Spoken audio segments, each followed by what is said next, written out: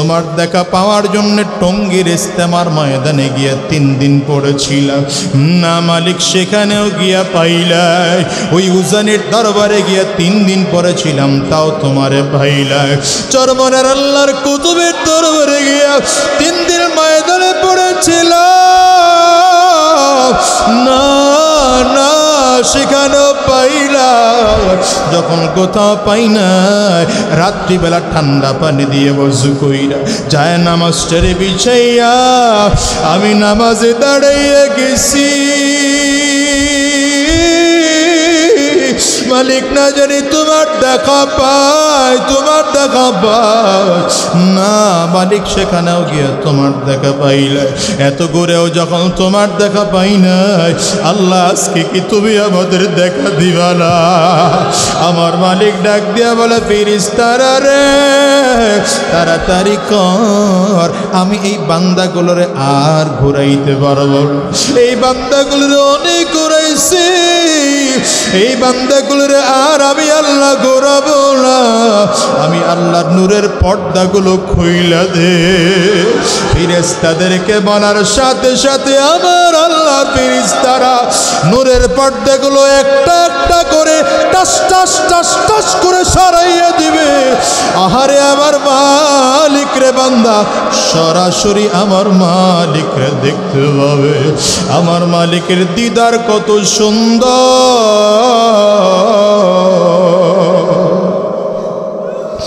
আমার মালিকের দিকে তাকাইয়া থাকবে বান্দা, 70,000 বছর চলে যাবে।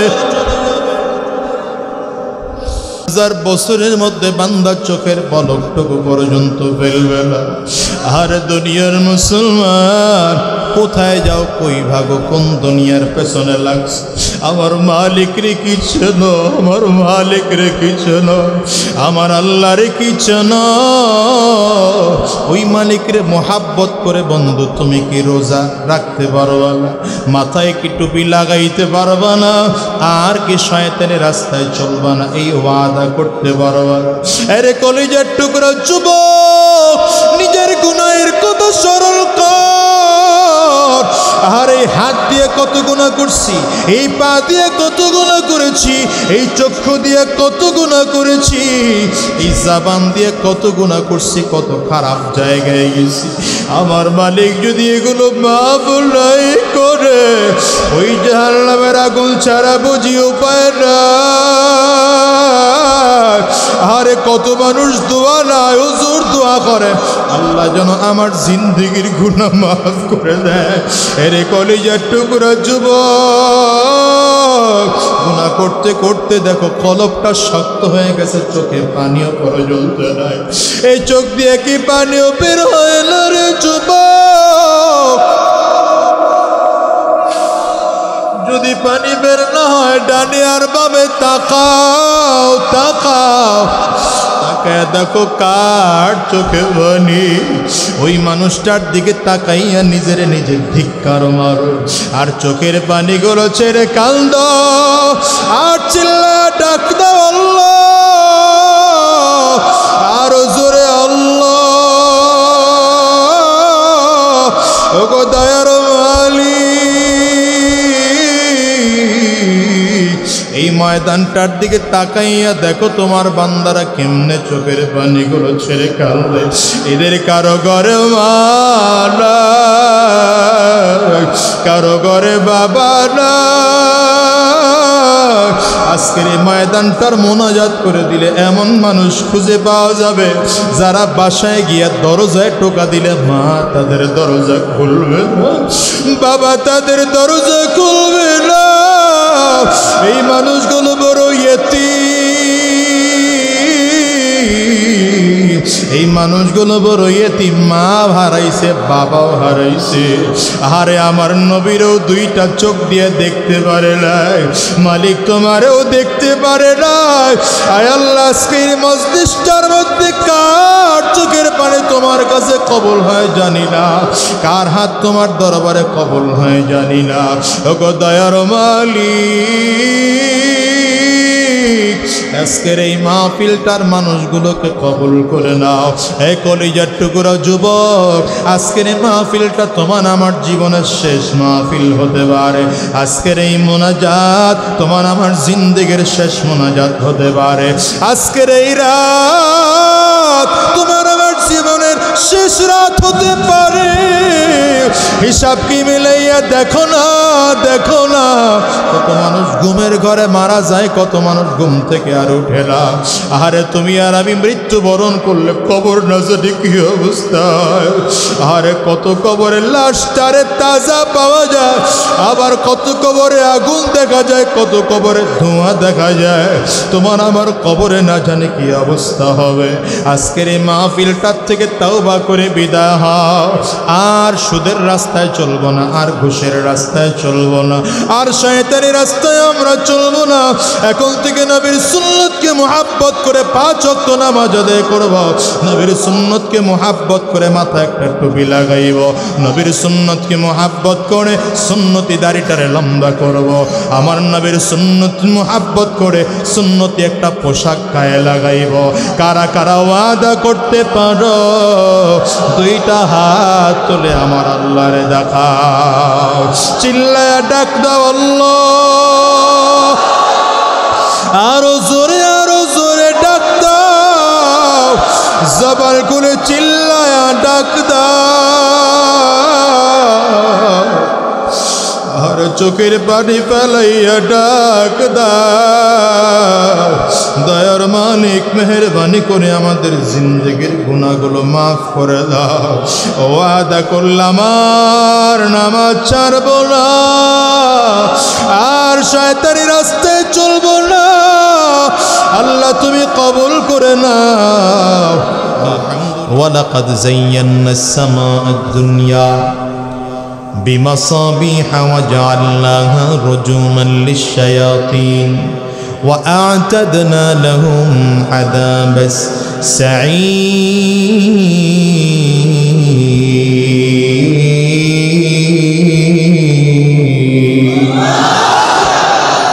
আল্লাহ তাআলা বলেন, আমি আল্লাহ তাআলা প্রথম আসমানের নিচে তাকিয়ে তাকিয়ে দেখো তারকা বানাইলাম, তারকা বানাইলাম। এই তারকাগুলো কত বানাইছেন আল্লাহ তাআলা দুনিয়ার কোনো মানুষ জানে না। আম্মা জান আয়েশা সিদ্দিকা রাদিয়াল্লাহু আনহা আর বিশ্বনবী রাহমাতুল লিল আলামিন খোলা আকাশের নিচে বসে গল্প করেন। আম্মা জানের নজর পড়ে গেছে আসমানের দিকে। আসমানের দিকে নজর পড়ে গেলে আম্মা জান আসমানের তারকা গুনতেছেন। 1 2 3 4 5 6 7 8 কিছু দূর গণনা করলে আম্মা জান এলোমেলো হয়ে যায়। আবার নতুন গণে গণতে আরম্ভ করেছেন। 1 2 3 4 5 6 7 8 আবার কিছু দূর গেলে এলোমেলো হয়ে যায়। আবার নতুন করে গুনতে আরম্ভ করেছেন। রাসূল আরবি অনেকক্ষণ ধরে খেয়াল করেন আম্মা জান আয়েশা যেন কি গণনা করে। আমার নবী ডেকে বললেন, আয়েশা তুমি কি গুনতেছ? আম্মা জান বললেন, পয়গম্বর আসমানের তারকা কতগুলো গুনে গুনে দেখার চেষ্টা করি। রাসূল আরবি বলে, আয়েশা আসমানের তারকা কি গুনতে পেরেছ? আম্মা জান আয়েশা সিদ্দিকা রাদিয়াল্লাহু আনহা বলেন, পয়গম্বর আসমানের তারকা তো গুনে শেষ করতে পারি না। রাসূল আরবি বলেন, আয়েশা আল্লাহ তাআলা এত আসমানের তারকা বানাইছে কারো দুনিয়ার মানুষের পক্ষে গণনা করা সম্ভব না। এই তারকাগুলো কত বড় জানেন?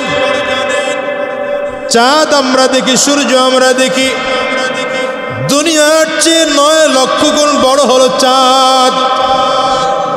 দুনিয়ার চেয়ে 13 লক্ষ গুণ বড় সূর্য। এরপরে আসেন তারকা কত বড়? এই দুনিয়ার থেকে 13 লক্ষ গুণ বড় সূর্য। এক একটা তারকার মধ্যে এমন 1100 কোটি সূর্য ঢুকায় রাখা যায়। হিসাব করেন তারকা কত। এই সব তারকাগুলো আল্লাহ তাআলা প্রথম আসমানের নিচে সাজাইছেন। এর উপরে আমার আল্লাহ তাআলা এক এক করে আসমান বানাইছেন। ওয়ালাকাদ যায়্যানাস সামাআদ দুনিয়া হুয়াল্লাযী খালাকা সাবআ সামাওয়াতিন তিবাকা মা তারা ফি খালকির রাহমানি মিন তাফাউত فارجع البصر هل ترى من فتور ثم ارجع البصر كرتين ينقلب إليك البصر خاسئا وهو حسير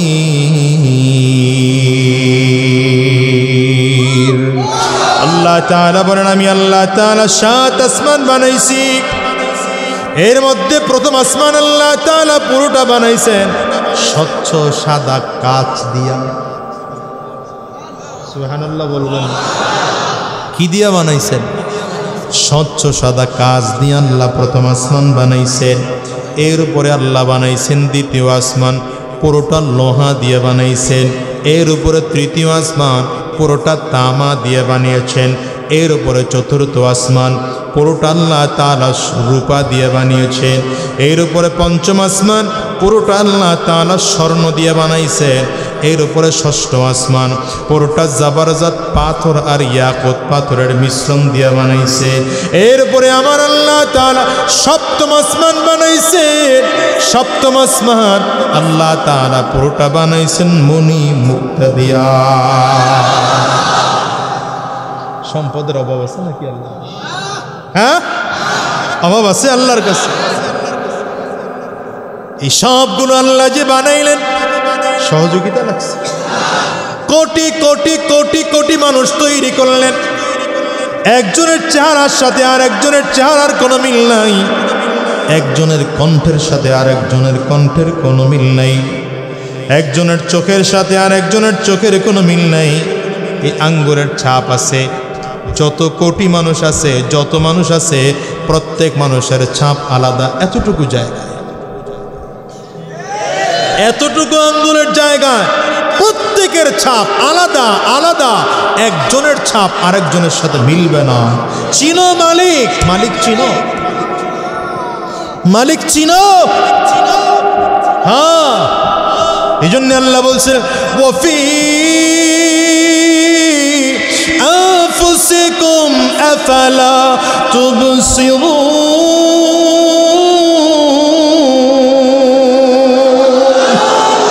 বান্দা আমি তোর মধ্যে আমি তো তোর মধ্যে তুই আমারে চিনো না তুই আমার দেখো না আল্লাহ আমার মধ্যে বয়ে রয়েছেন এসে এইটা আমার মধ্যে বলছেন না এই বাড়ি দেখে বোঝা যায় বানানেওয়ালা কেমন মানুষ দেখে বোঝা যায় আল্লাহ কেমন কথা বলেন না কত সুন্দর করে একটা মানুষকে আল্লাহ বানাইছে হায় হায় হায় হায় হায় আপনি আর আমি তো মুসলমান বাবা মুসলমান দাদা মুসলমান 14 গোষ্ঠী মুসলমান হওয়ার পরেও ইসলামের কাছে আসতে চাই না আর আমরা যখন ইসলাম থেকে দূরে সরে গেছি কাফির আর মুশরিকদের সংস্কৃতি আমাদের মধ্যে এনে ঢুকাইছি যুবক এখন মাথার চুল কাটে ইহুদিদের মতো প্যান্ট পরে কাফিরদের মতো চলাফেরা মুশরিকদের মতো শোনেন শোনেন সেই সময়ে কাফির আর মুশরিকরা আল্লাহর কুদরত দেখে কালিমা পড়ে মুসলমান হয়ে যায়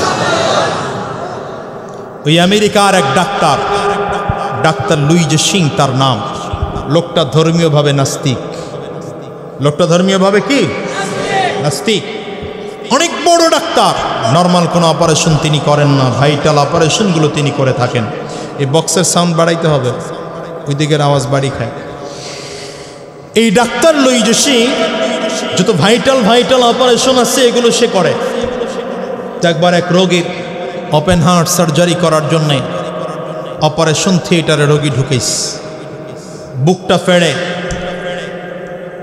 অপারেশন করবে তো দেখতেছে হাড়ের মধ্যে আরবি শব্দ দিয়ে কি যেন লেখা ভালো করে জোরে বলেন কি লেখা বুঝে না আরবি তো বুঝার জন্যে তার অ্যাসিস্ট্যান্ট ছিল মুসলমান নাম ছিল তার আব্দুল্লাহ ডাক দিছে আব্দুল্লাহ কাম হ্যাঁ লোক দিস দেখো তো কি এটা লেখা কি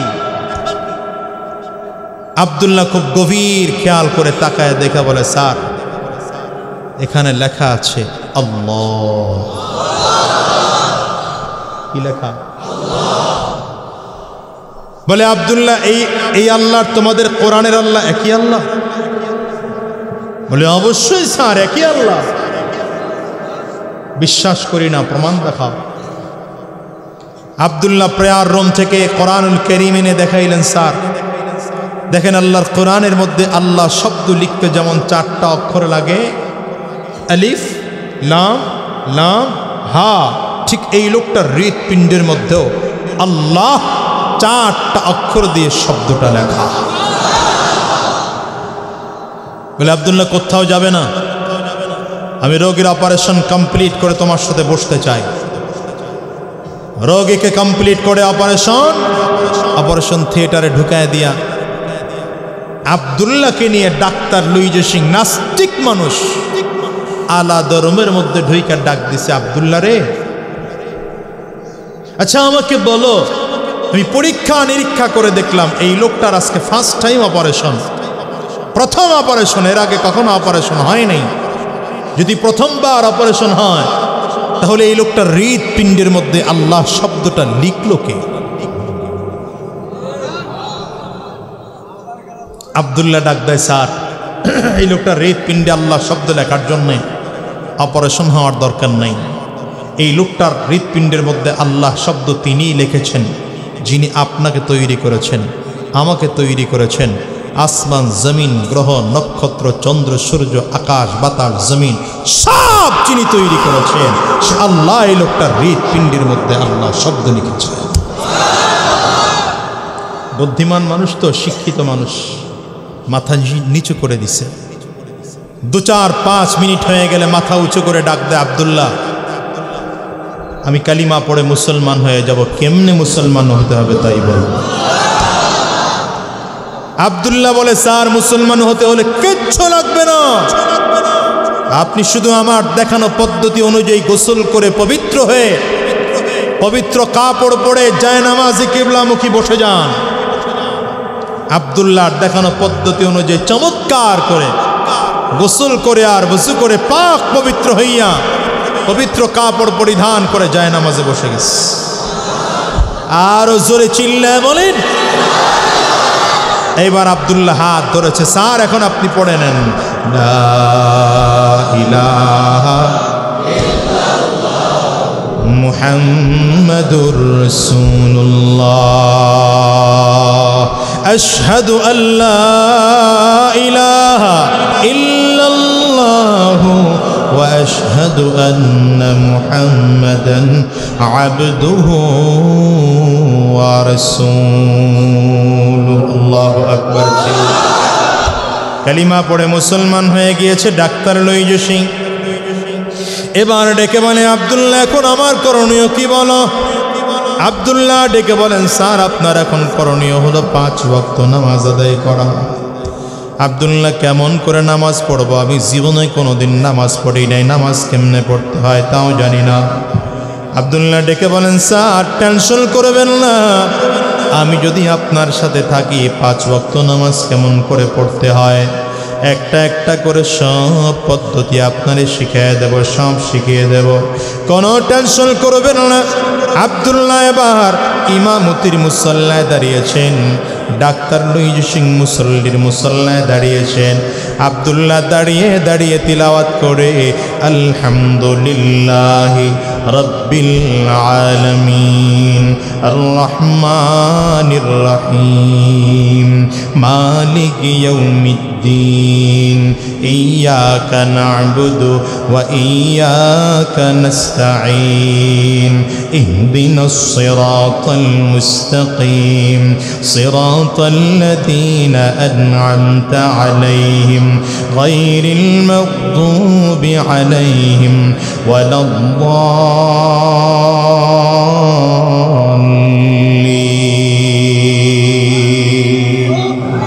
কোরআন তেলাওয়াতে মজা আছে না নাই? জ্ঞান শিখাও ছেলে মেয়েকে ওহে মুসলমান, জান কবজের সময় তোমার হইবে রে আসান, জান কবজের সময় তোমার হইবে রে আসান। একটি ছেলে আলেম হলে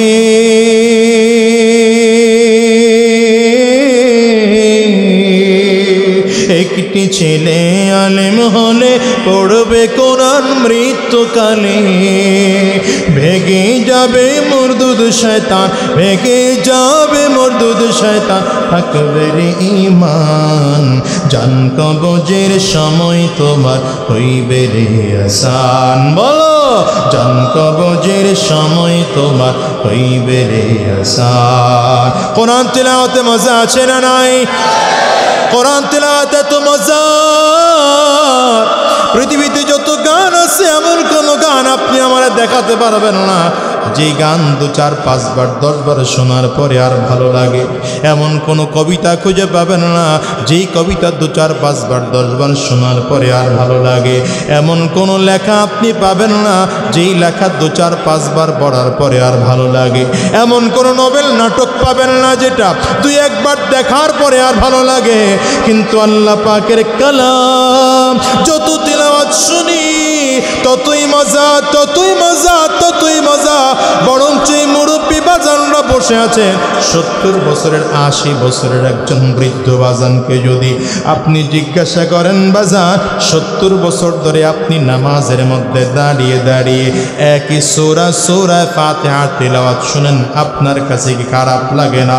আল্লাহর বান্দা মিসকি হেসে উত্তর দিবে, না না, যতবার শুনি ততবারই মজা, যতবার শুনি ততবারই মজা। বরঞ্চ আপনাদের মসজিদের ইমাম সাহেবের তিলাওয়াতে একরকম মজা, নারায়ণগঞ্জ ডিআইটি মসজিদের ইমাম সাহেবের তিলাওয়াতে আরেক রকম মজা।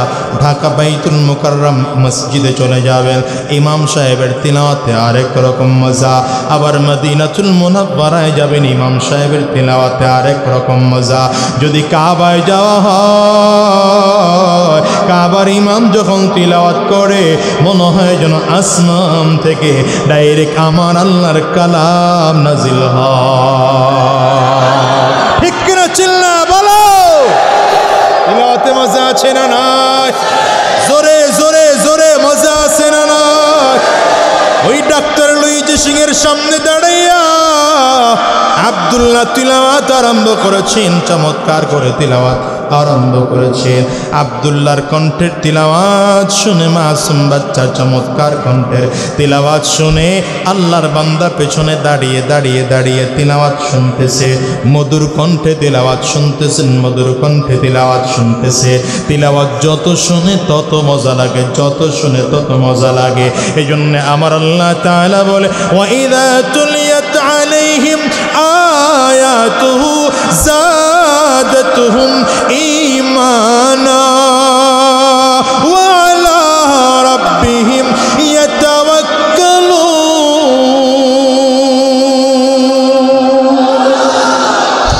ঈমানদার যখন তিলাওয়াত শুনে ঈমান বেড়ে যায়, ঈমান বেড়ে যায়।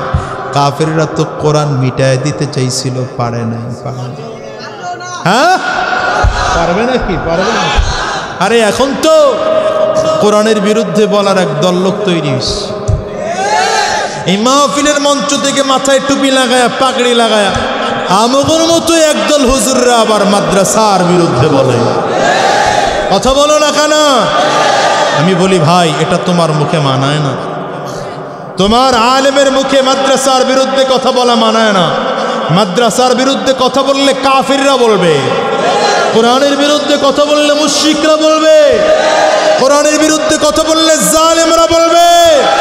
মুসলমান কোরআনের বিরুদ্ধে বলবে না, মুসলমান মাদ্রাসার বিরুদ্ধে বলবে না। যদি কোনো মুসলমান মাদ্রাসার বিরুদ্ধে বলে, বুঝতে হবে মগজে পচন ধরছে। ঠিক না? মগজে কি ধরছে? পচন ধরছে। কারণ মাদ্রাসাগুলো এদেশের অহংকার। আমার দেশের খেলোয়াড়দেরকে লক্ষ লক্ষ টাকা বেতন দেওয়া হয়। রাগ করতেছেন আপনারা? সময় একটু বাইরে গেলে অসুবিধা নেই। হ্যাঁ, লক্ষ লক্ষ টাকা বেতন দেওয়া হয় আমাদের দেশের খেলোয়াড়দেরকে। এই খেলোয়াড়দেরকে এত টাকা বেতন দেওয়ার পরেও এরা বাংলাদেশ থেকে যখন খেলতে যায় টাইগার কি সব কি বলে না টাইগার? আরে বাবা, সব টাইগার, পরনে যা থাকে তাও টাইগার, জামা টাইগার, জুতা টাইগার, মুজা টাইগার, জাঙ্গা টাইগার, টুপি টাইগার, পাঞ্জাবি টাইগার, সব টাইগার। যায় তো টাইগার হইয়া ফিরে কি হইয়া? আমি কিন্তু বলি নাই। হ্যাঁ রে মিয়া, এদের পেছনে লক্ষ কোটি টাকা বেতন দিয়ে আমার দেশের সরকার সহযোগিতা করে। আর যাদেরকে বেতন দেওয়া হয় না, অবহেলিত করা হয়, যাদেরকে তুচ্ছ বলা হয়, এই ছোট ছোট বাচ্চাগুলো হাফেজ তাকরিমের মতো বাচ্চা, হাফেজ নজমুস সাকিমের মতো ছোট ছোট বাচ্চা, বিশ্বের মানচিত্রের পতাকাকে উড্ডীন করে বিশ্বের কোরআনের প্রতিযোগিতায় চ্যাম্পিয়ন হয় আমার বাংলার ছেলেটা। বুঝবা কবে? বুঝবা কবে? বুঝবা কবে? আমার দেশের এই ছোট ছোট বাচ্চাগুলো 111টা দেশের মধ্যে থার্ড হয়েছে, 3 নম্বর হয়েছে হাফেজ তাকরিম। নতুন করে আরেক ছেলে 135টা দেশের মধ্যে 3 নম্বর হয়েছে। আল্লাহু আকবার, রাহাত ইসলাম। কি চান আপনি? আমি তো মনে করি এদেশের খেলোয়াড়দের জন্য যা বাজেট করা হয়, খেলবেন, খেলাধুলা করতে হবে, সেটা আলাদা বিষয়। জায়েজ না জায়েজের ফতুয়া আমি এখান থেকে দেব না, কারণ আমি এখন মাহফিলের মঞ্চে ফতুয়া কম দেই, কারণ এখন কিছু ফতুয়া বেরোইছে, উল্টা পাল্টা ফতুয়া দেয়। আন্তাজি স্টেজে ওইটা খালি কাফির ফতুয়া লাগায়, গড়ে পড়তে কাফির কয় খালি। কি কথা না, ফতুয়া বোর্ডের আর দরকার হয় না, এখন খালি মাহফিলে কাফিরের ফতুয়া চলে। এই জন্য স্টেজটা কখনো ফতুয়ার জায়গা বানাবেন না, এটা নসিহাতের জায়গা। কথা বলেন, এখানে মানুষকে দ্বীনের বুঝ দেওয়ার জায়গা। এখানে আসলে মানুষের দিল নরম হবে, চোখের পানি আসবে, হিংসা থাকবে না, দিমাগ থাকবে না। বক্তার নিজের কলিজায় যদি হিংসা নিয়ে কথা বলে, তাইলে সে দিনের দায়ী হতে পারে না। এত কাফির ফতুয়া দেন কেন আপনি? তাকায় তো দেখি আপনি একাই মুসলমান, বাকি সবই তো কাফির দেখা যায়। আল্লাহ মাফ করুক, আমিন বলেন, জোরে বলেন। ভাইরা আমার, তো এই ফতোয়া আমি দিচ্ছি না, কিন্তু খেলোয়াড়দের পিছনে যেই টাকাগুলো খরচ করা হয়, তার অন্তত 10 ভাগ, 100 ভাগের 1 ভাগ টাকা যদি আমার হেফজখানার মাদ্রাসার পেছনে খরচ করা হতো, এই কোরআনের পাখিদের পেছনে খরচ করা হতো, আমার বিশ্বাস এই দেশটা আগামী 10 বছরের মধ্যে কোরআনের দেশ হিসেবে সারা বিশ্বে পরিচিত হবে। ঠিক না? কিন্তু রাখবেন না তো আপনারা, এটা করবেন না তো, এটা সব উল্টায় পাল্টায় কোরআন মিটিয়ে দিতে চায়। শোনেন, এটা এমন এক জিনিস চাইলেই মিটানো যায় না, চাইলেই মিটানো যায় না। পুরোটা যখন ভারতবর্ষ ছিল, পুরোটা পাকিস্তান বাংলাদেশ ভাগ হয় নাই, পুরোটা ভারতবর্ষ ইংরেজরা শাসন করত। এদেশের উলামায়ে কেরামদের তোপের মুখে পড়ে ইংরেজরা দেশ ছাড়তে বাধ্য হয়েছে। ওরা দেশ ছাড়ছে, ছেড়ে যাওয়ার পরে চিন্তা করছে কারণ কি, মুসলমানদের এত শক্তি আসে কোত্থেকে? এদের কাছে মিসাইল নাই, বিমান নাই, কামান নাই, ক্ষেপণাস্ত্র নাই, পিস্তল নাই, বুলেট নাই, রাইফেল নাই, কিচ্ছু নাই। এত শক্তি পায় কই মুসলমানেরা? আরে শক্তি তো মিয়া ইমানের পাওয়ার, এটা আলাদা পাওয়ার। কথা কন না কেন? নির্বাচনের আগে আমার ছেলে বানরে মারছে এরা, বিরোধী দলের এক দল। কোন দল মারছে কমুনা, এটা মারছে তো। তা আমার ছেলে বানদের সাথে আমিও মাথায় গামছা বাঁধা দাঁড়াইছি। আয়, কথা কন না কেন? কারণ এদেশের রাজনৈতিক ব্যক্তিদের অভ্যাস হলো আগে জনগণ মরে, নেতা এসির মধ্যে বসে বসে নতুন কর্মসূচি ঘোষণা করে। আর ইসলামের নেতৃত্ব হলো মরলে আগে নেতা মরবে, মরলে আগে। এটা হলো ইসলামের নেতৃত্ব। নবী দেখা গেছেন সেনাপতির দায়িত্ব পালন করেছেন, নবীজি সবার আগে গিয়ে দাঁড়িয়েছেন। আর হেরা এসির মধ্যে কর্মসূচি দেয়, পাবলিক মরে। কি কথা কন না কেন? হায় হায় হায় হায়, গার্মেন্টসের মালিকরা এখানে আছেন নাকি দুই একজন? গার্মেন্টসের মালিক থাকলে আপনাদেরকে বলবো, আপনাদের শ্রমিকদের ন্যায্য অধিকার দেবেন। কোটি কোটি টাকার মালিক হয়ে আপনি রাস্তায় চলছেন, পাজেরোয়ার মার্সিডিজ প্যারাডো গাড়ি হাঁকায় হাঁকায় চলছেন। আপনার খবর আছে, যেই কর্মচারীকে আপনি 8,000 টাকা বেতন দেন, 6,000 টাকা বেতন দেন, বকার পরে বকা, লাথির পরে লাথি, থাপ্পড়ের পরে থাপ্পড়ও অনেক সময় দেন, কিন্তু এই শ্রমিকের ঘাম না থাকলে আপনি মার্সিডিজ আর পাজেরোয়ার প্যারাডো হাঁকাতে পারতেন না। হয়তো কারো মনে কষ্ট লাগলে কিছু করার নাই, মাফ করে দিয়ে। শ্রমিকদের ন্যায্য অধিকার দিতে হবে। রাসূল আরবী বলেছেন যদি কোনো ব্যক্তি শ্রমিকদের ঘাম শুকানোর আগেই তাদের ন্যায্য অধিকার দিয়ে দেয়, সে আমি নবীর সাথে হাসর করবে। জোরে বলেন। এই জন্য গার্মেন্টসের মালিক যারা আছেন, আপনার অথবা গার্মেন্টসের একটু উঁচু পর্যায়ে চাকরি করেন, আপনার চেয়ে নিচে চাকরি যারা করেন, এদেরকে মোহাব্বত করবেন, ভালোবাসবেন, এদেরকে আদর করবেন, যত্ন করবেন, ঠিক আছে না? দুই একটা ভেজাল তো থাকবেই, ওগুলোর দুই একটা থাপ্পড় না দিলে কাজ হয় না, ঠিক না বেঠিক? কিন্তু ভালো মানুষগুলোরে বুঝার চেষ্টা করবেন, সৎ মানুষকে মূল্যায়ন করার চেষ্টা করবেন। এখন তো পরিস্থিতি এমন, মসজিদের ইমাম কেন তারে সালাম দেয় নাই? এই জন্যে আমাদের দেশের একদল অফিসার তাদের অফিসের ডাইকা এরপরে হুজুরের ধমকায়, বেয়াদব আমারে সালাম দিলি না কেন? শোনেন না আপনারা? অফিসার সাহেব, হায় হায় হায় হায়, আপনার উচিত ছিল আগে সালাম দেওয়া ইমাম সাহেবকে। ইমাম সাহেব আবার উত্তর দিছে, স্যার খেয়াল করতে পারি নাই, এটা নাকি অন্যায়। হ্যাঁ, আপনি খেয়াল করতে পারেন নাই? এমন কি হয়ে গেছে আপনি খেয়াল করতে পারেন নাই? আমারে সালাম দিলেন না, কি ব্যাপার? আমিয়া হ্যাঁ, ধরা খাইবা। কয়দিনের দুনিয়া? 10 বছর, 20 বছর, 50 বছর চাকরির বয়স। রিটায়ার্ড করলে তো কেউ তোমারে মূল্যায়ন করবে না। কথা বলেন না কেন? এমপি মন্ত্রীর ক্ষমতা কয় বছরে? আমি তো তাকায় দেখতেছি 5 বছরের 15 মাস শেষ। আমার কথা বলতেছি, আর 35 মাস থাকলে আসি, না থাকলে নাও থাকবে। কথা বলেন না? কিন্তু আমার মধ্যে কোরআনের ইলম আছে, জীবন ভর আছে। পারলে ছুটায় নিও কোরআনের ইলম। কথা বলেন না কেন? এই মানুষদের ভালোবাসা পারলে ছুটায় নিও। চেয়ারম্যানে গেলে যাইতে পারে, তাতে কি আসে যায়? কিন্তু আল্লাহর কোরআন কলিজায় ঢুকাইছি, মৃত্যু পর্যন্ত কোরআন নিয়ে চলবো ইনশাআল্লাহ।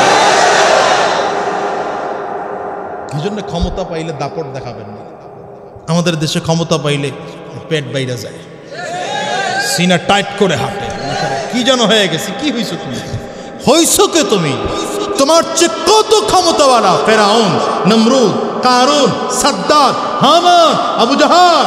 আল্লাহ কোনোটারে পাহাড়ের সাথে আশ্রয় মারছেন, কোনোটারে ওই মশার কামড় খাওয়ায় জুতার বাড়ি দিয়া মারছেন না? নমরুদা কেমনে মরছে জানা নাই আপনাদের? কি দিয়া? আরে মিয়া, একটা ঠ্যাং ভাঙা মশা, ন্যাংড়া মশা। কি মশার আবার? হ্যাঁ, কেন আল্লাহ মারছেন? কেন? কারণ আছে। নমরুদ বড় অহংকার করছিল। মুসা আইসা ইব্রাহিম আলাইহিস সালাম রে কষ্ট হইতেছে। ইব্রাহিম আলাইহিস সালাম রে কয়, ইব্রাহিম তোমার আল্লাহ রে কয়, তোমার আল্লাহর লগে যুদ্ধ করুন। জোরে বলেন না।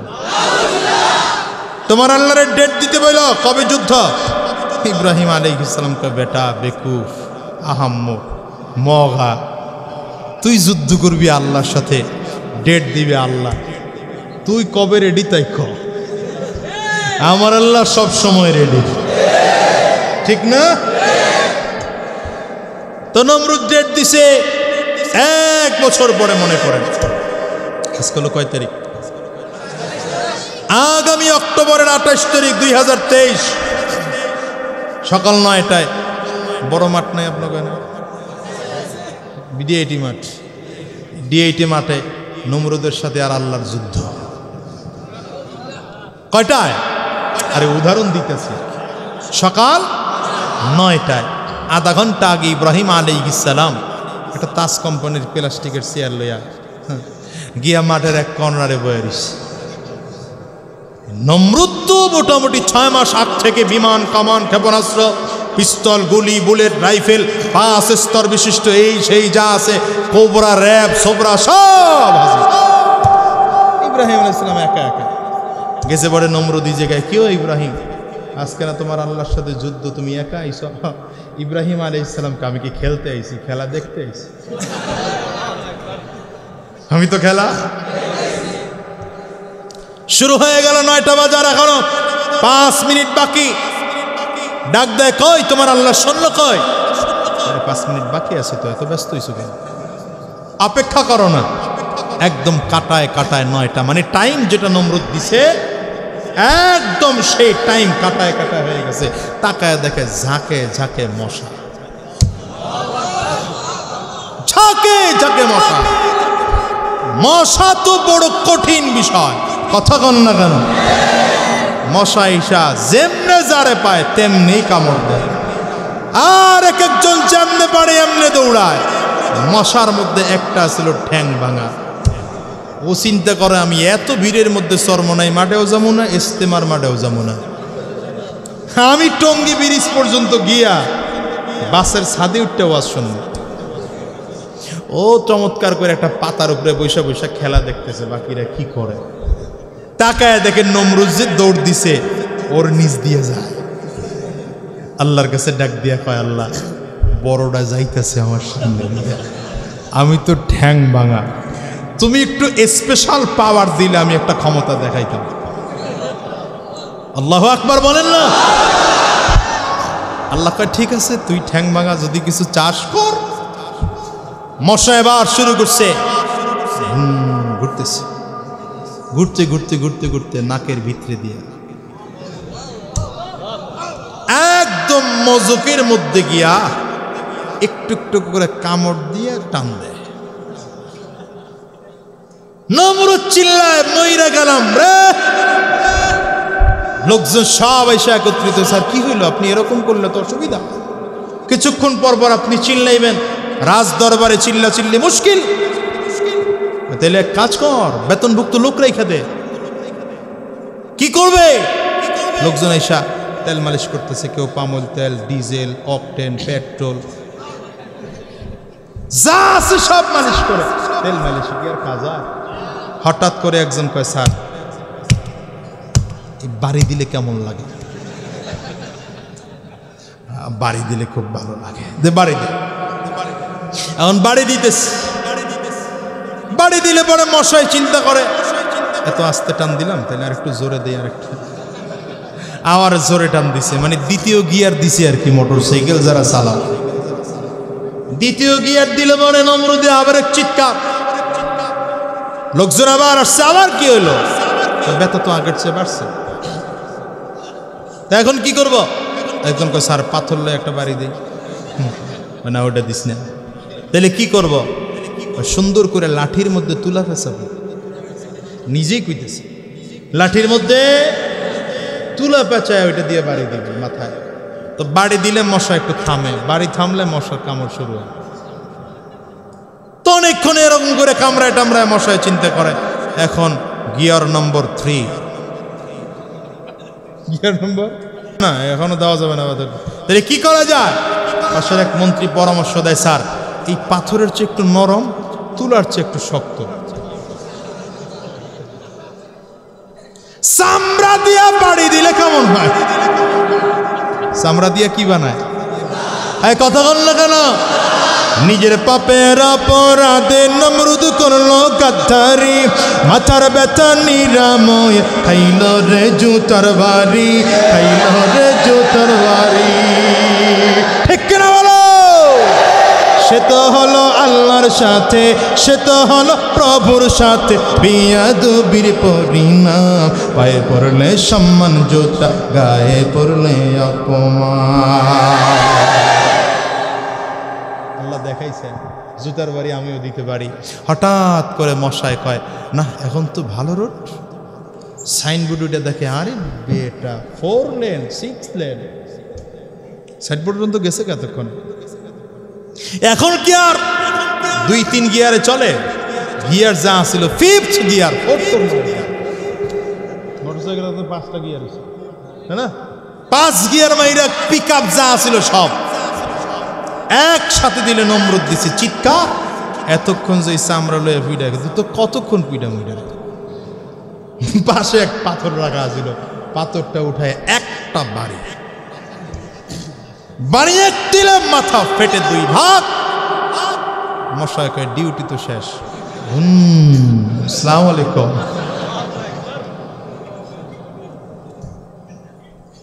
ইন্না বাতশা রাব্বিকা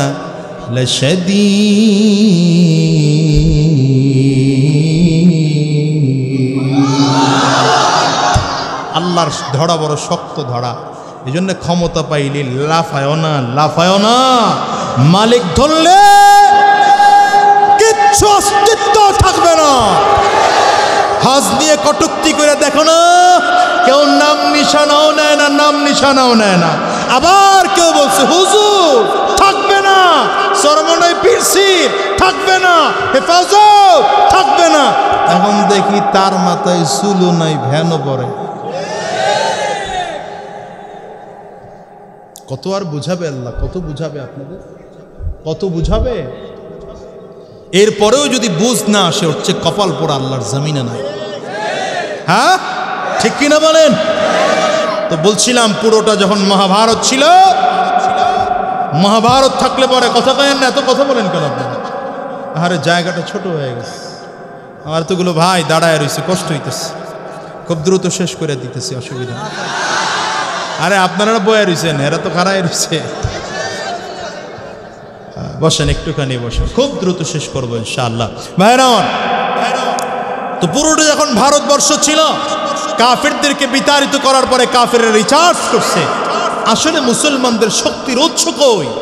হিসাব করে দেখলো মুসলমানদের শক্তির মূল উৎস হলো কোরআন। ওরা চিন্তা করলো যেমন করে হোক কোরআন বিলীন করতে হবে, কোরআন শেষ করতে হবে। এই কোরআন শেষ করার জন্য ওরা একটা ছোট্ট টেকনিক অবলম্বন করছে, তা হলো ভারতবর্ষে আমেরিকা রাশিয়া থেকে কাফেরদেরকে পাঠাইতো। এরা এখানে এসা নিজেরা মুসলমান মুসলমান বানায়া নিজেরা মনে করতো মুসলমান, কিন্তু ওদের কাজ ছিল লাইব্রেরি থেকে, ছাপাখানা থেকে, মাদ্রাসা থেকে, মসজিদ থেকে কোরআনের কপিগুলো কালেকশন করে করে করে করে এগুলো আগুনে জ্বালিয়ে পুড়িয়ে ছাই করে দেয়। ওদের চিন্তা চেতনা হলো এরকম করে 10 বছর জ্বালাতে থাকলে আর কোরআন থাকবে না। কিন্তু এরা জানে না, এরা জানে না কোরআন মিটানো এত সহজ না। মালিক তোমারে কই পাওয়া যাবে? তোমার দেখা পাওয়ার জন্য টঙ্গীর ইস্তেমার ময়দানে গিয়া 3 দিন পড়েছিলাম না মালিক, সেখানেও গিয়া পাইলাই। ওই উজানের দরবারে গিয়া 3 দিন পড়েছিলাম, তাও তোমারে পাইলাই। চরমনের আল্লাহর কুতুবের দরবারে গিয়া 3 দিন ময়দানে পড়েছিলাম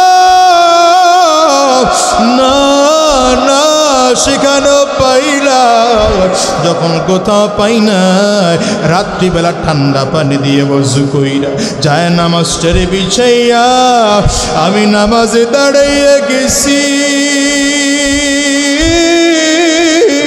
মালিক না জানি তোমার দেখা পায়, তোমার দেখা পায় না মালিক, সেখানেও গিয়ে তোমার দেখা পাইলে। এত ঘুরেও যখন তোমার দেখা পাই নাই, আল্লাহ আজকে কি তুমি আমাদের দেখা দিবা না? আমার মালিক ডাক দিয়া বলে, ফেরেশতারা রে তাড়াতাড়ি কর, আমি এই বান্দাগুলোরে আর ঘুরাইতে পারবো না। এই বান্দাগুলোরে অনেক ঘুরাইছি, এই বান্দাগুলোরে আর আমি আল্লাহ ঘোরাবো না। আমি আল্লাহর নূরের পর্দাগুলো খুইলা দে। ফেরেশতাদেরকে বলার সাথে সাথে আমার আল্লাহর ফেরেশতারা নূরের পর্দাগুলো একটা একটা করে টাস টাস টাস টাস করে সরাইয়া দিবে। আহারে আমার মা মালিক রে বান্দা সরাসরি আমার মালিক রে দেখতে পাবে। আমার মালিকের দিদার কত সুন্দর।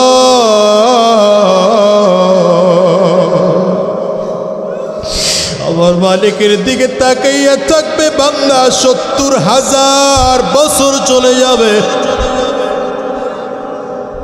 ১০০০ বছরের মধ্যে বান্দা চোখের পলকটুকু পর্যন্ত ফেলবে না। আর দুনিয়ার মুসলমান, কোথায় যাও, কই ভাগো, কোন দুনিয়ার পেছনে লাগছে?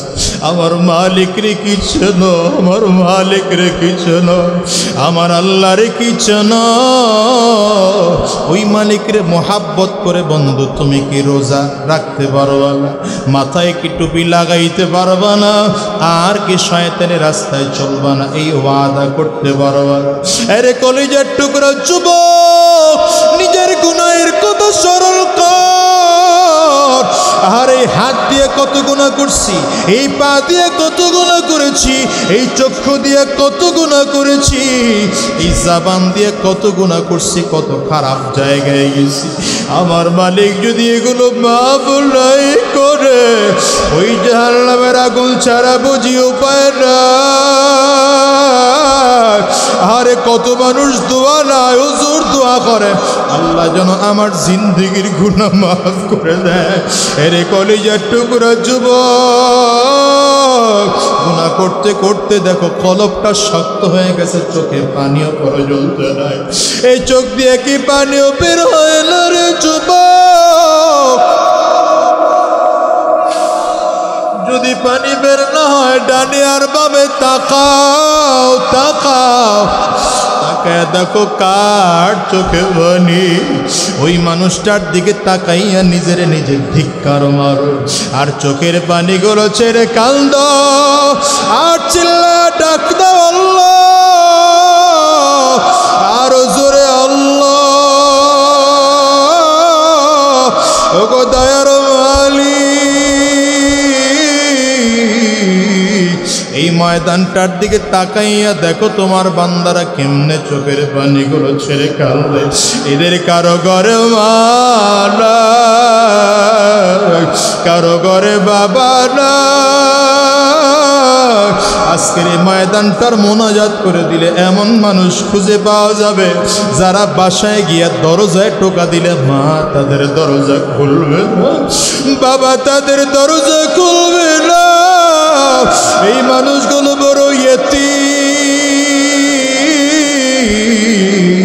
এই মানুষগুলো বড় ইয়েতিম, মা হারাইছে, বাবাও হারাইছে। আরে আমার নবীরও দুইটা চোখ দিয়ে দেখতে পারে নাই, মালিক তোমারেও দেখতে পারে নাই। আয় আল্লাহ, আজকের মজলিসটার মধ্যে কার চোখের পানি তোমার কাছে কবুল হয় জানি না, কার হাত তোমার দরবারে কবুল হয় জানি না। ওগো দয়ার মালিক, আজকের এই মাহফিলটার মানুষগুলোকে কবুল করে নাও। এই কলিজার টুকরা যুবক, আজকের এই মাহফিলটা তোমার আমার জীবনের শেষ মাহফিল হতে পারে। আজকের এই মোনাজাত তোমার আমার জিন্দেগির শেষ মোনাজাত হতে পারে। আজকের এই রাত তোমার আমার জীবনের শেষ রাত হতে পারে। হিসাব কি মিলাইয়া দেখো না, দেখো না, কত মানুষ ঘুমের ঘরে মারা যায়, কত মানুষ ঘুম থেকে আর উঠে না। আরে তুমি আর আমি মৃত্যুবরণ করলে কবর না জানি কি অবস্থা। আরে কত কবরের লাশ তারে তাজা পাওয়া যায়, আবার কত কবরে আগুন দেখা যায়, কত কবরে ধোঁয়া দেখা যায়। তোমার আমার কবরে না জানি কি অবস্থা হবে।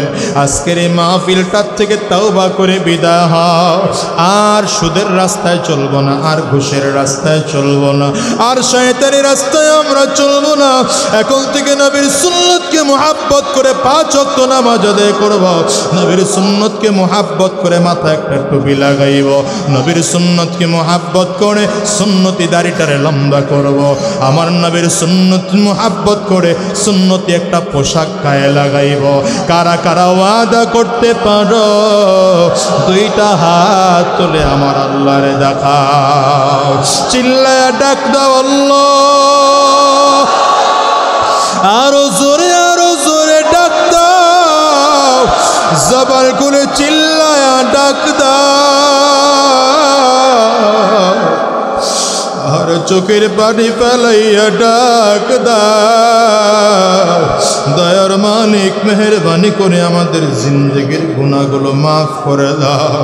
ওয়াদা করলাম আর নামাজ ছাড়বো না, আর শয়তানি রাস্তায় চলবো না। আল্লাহ তুমি কবুল করে নাও।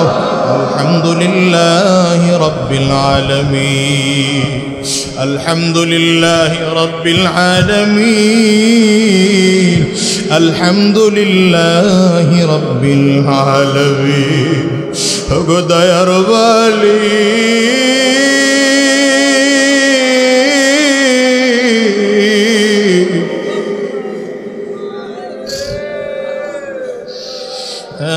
মজলিসে কত মানুষ হাত তুলছে, এদের ঘরে বাবা নাই মা নাই, আল্লাহ জানি না।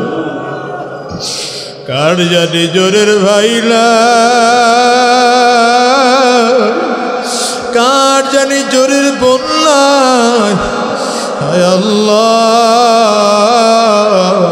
কে জানি মাকে হারাইয়া ফেলাইছেন, কে জানি বাবাকে হারাইয়া ফেলাইছেন। মেধাশ্রম বুদ্ধি দিয়ে সহযোগিতা করেছেন প্রশাসনের ভাইরা, জনপ্রতিনিধিরা, সবাইকে তুমি কবুল করে নাও। আয় আল্লাহ, আমার শ্রমিক ভাইরা বড় কষ্ট করে সুন্দর আয়োজন করেছে, কলিজার টুকরা শ্রমিক ভাইদেরকে কবুল করে নাও। চমৎকার করে এই আয়োজন প্রতি বছর করার তৌফিক দিয়ে দাও। আয় আল্লাহ, আমাদেরকে দিনদার বানাইয়া দাও, আমাদেরকে নামাজি বানাইয়া দাও, আমাদেরকে কোরআনওয়ালা বানাইয়া দাও, আমাদেরকে ইসলামওয়ালা বানাইয়া দাও। দুনিয়ার জমিনে যতদিন বেঁচে থাকবো ততদিন তোমার গোলামি করার তৌফিক দিয়ে দাও। আল্লাহ, দুনিয়া থেকে যখন চলে যাব ঈমান নিয়ে যাওয়ার তৌফিক দিয়ে দিও। আল্লাহ, অনেক বান্দা দোয়া চেয়েছেন, কার মনের কি আশা তুমি ভালো করে জানো। আয় আল্লাহ, প্রত্যেকের দিলের নেক আশাগুলো পূরণ করে দাও।